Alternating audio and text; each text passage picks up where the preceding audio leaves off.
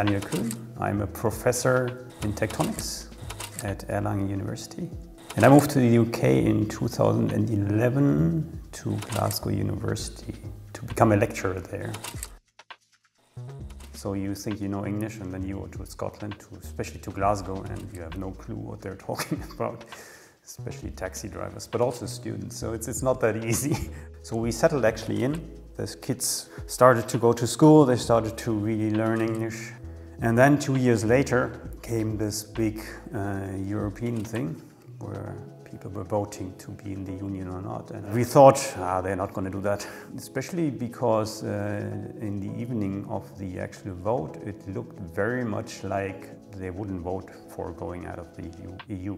And then I got up at, I think, 3 or 4 in the morning and checked the news, and they were out.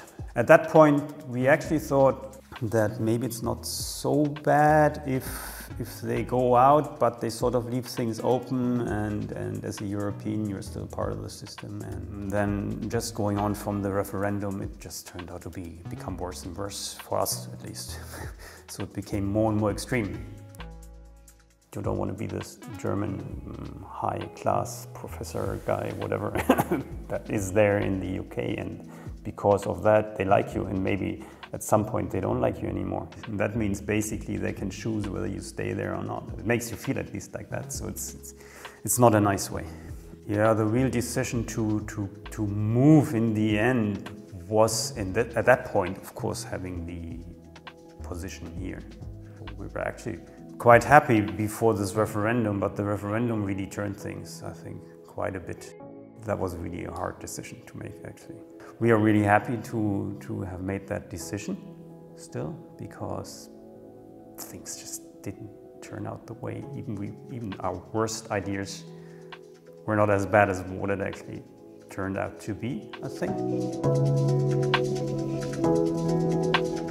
I think Europe will miss the UK in the sense that it's quite a different culture, also with them being an island and also having the English language and having all this history.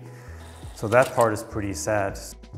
For Britain, yeah, they will lose a lot because they lose the connectivity to Europe, they lose the connectivity to different languages, that you can just stay English and talk English and do that all your life and just move around English-speaking countries.